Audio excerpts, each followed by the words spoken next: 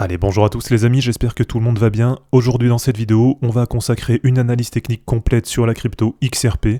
Et je vais essayer de vous donner tout simplement quel peut être son potentiel pour la suite, on va dire pour le prochain bull run, donc d'ici fin 2025. Et si vous n'êtes pas encore placé dessus, ou alors si vous avez envie de renforcer vos positions, eh bien je vais aussi essayer de vous donner des bons points de recharge qui vont vous permettre bien sûr de faire du profit dans le futur. Comme d'habitude, avant de commencer la vidéo les amis, si vous appréciez ce que je fais, pensez à vous abonner, ça fait toujours plaisir. Et pour ceux qui veulent aller plus loin et préparer le prochain bull run, je vous attends dans le groupe Telegram Crypto Wolfgang et vous avez le lien dans la description de la vidéo.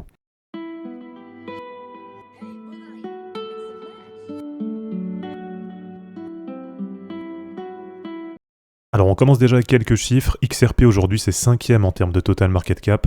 Et si on enlève l'USDT c'est 4e, donc derrière Bitcoin, Ethereum et le BNB. Aujourd'hui 32 milliards de market cap. En termes de données historiques, XRP avait fait un ATH à 3,40$ en janvier 2018, donc ça a fait presque 6 ans maintenant, ça date un petit peu. Et on trouve un bottom dessus en 2014, puisque voilà, si vous ne le savez pas, XRP c'est l'une des cryptos les plus anciennes, en tout cas dans les résistantes sur le marché. Et on a un début de chart qui commence en août 2013. Alors la particularité de XRP, déjà si on regarde comme ça, c'est que sur le cycle 2021, eh bien elle n'a pas réussi à breaker son ancien ATH. Ça arrive assez régulièrement finalement, mais c'est vrai que par exemple, contrairement à Bitcoin ou à Ethereum qui ont largement explosé leur précédent ATH, eh bien en 2021, XRP a calé quasiment sur le niveau des 2$, donc quand même assez loin finalement de son précédent ATH. Et en termes de valorisation, voici ce que ça donne. Donc sur le cycle précédent, au maximum, XRP est monté autour des 80 milliards de dollars. Et sur le bull run précédent, en 2017, XRP est monté à un petit peu plus de 125 milliards de dollars. Donc voilà un petit peu pour les données historiques. Alors maintenant, si on regarde au niveau de la charte, voici ce que ça donne en hebdomadaire. Alors on voit très bien quand même que sur le cycle 2017, il y a une rupture avec ce qui s'est fait précédemment. On a vraiment une grosse impulsion haussière. Et suite à ça, on n'est jamais venu retester les niveaux d'en dessous.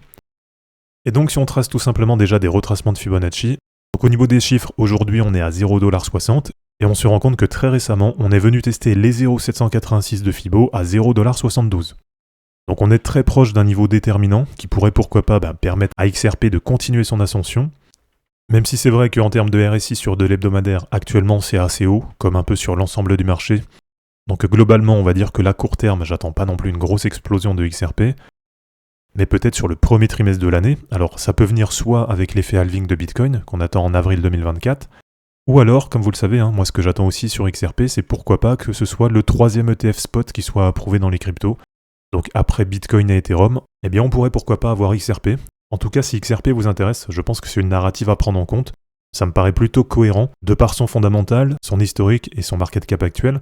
Je pense qu'XRP est vraiment très bien placé pour devenir le 3e ETF spot sur les cryptos. Et sinon les amis, du côté graphique, eh bien on peut quand même constater qu'on a bientôt une résolution d'un très gros triangle de compression. Alors ce triangle, je vous dis qu'il est très gros puisqu'il a démarré en 2017, donc là ça mettrait fin quasiment à 7 ans de compression dans ce triangle. Et alors c'est vrai que même si on ne sait pas comme ça si le triangle va casser à la baisse ou à la hausse, comme vous le savez, ce qu'on attend sur les cryptos sur 2024-2025, c'est quand même 2 années plutôt bull. Et avec toutes les raisons que je vous ai énoncées précédemment, je pense très franchement qu'XRP va casser son triangle à la hausse. Et donc si on reporte tout simplement la hauteur du triangle au moment du 3e, 4e point de contact, alors par sécurité, moi j'aime bien quand même prendre une petite marge. Et donc si on se dit que la cassure peut avoir lieu dans le premier trimestre 2024, ou en tout cas très proche du halving, on va la mettre par exemple en mars 2024, eh bien l'objectif de cassure du triangle qui me paraît le plus cohérent, c'est tout simplement de revenir à peu près sur l'ancien ATH. Voilà, comme je vous dis, c'est pas au millimètre près. Et donc pour garder une marge, on va élargir un petit peu, et on va se mettre un objectif entre 3,20$ et 3,70$. Voilà, c'est ce qui me paraît vraiment cohérent par rapport à l'objectif de cassure. Et donc si vous prenez XRP dès maintenant, eh bien ça vous fait à peu près entre x5,5 et x6 par rapport à maintenant. Ce qui veut dire en termes de total market cap, un retour dans les 180 milliards de dollars, ce qui me paraît aussi assez cohérent.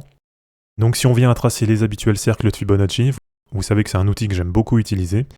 On avait un premier niveau, un 1,618 de Fibo à 0,15$, vous voyez que c'est un niveau qui a fait plusieurs fois office de support. Ensuite, on a un deuxième niveau, un 2,618 de Fibo, qui, regardez, c'est pas le hasard, mais vient parfaitement correspondre au niveau qu'on est en train de travailler actuellement, et qui correspond en même temps au 0,786 de Fibo par rapport à cette phase qu'on est en train d'analyser. Donc c'est un niveau qui est autour de 0,70$. Ensuite, on a un troisième niveau, un 3,618 de Fibo, et regardez, c'est pour ça que j'adore utiliser les cercles de Fibonacci, parce que tout simplement c'est très cohérent pour du long terme.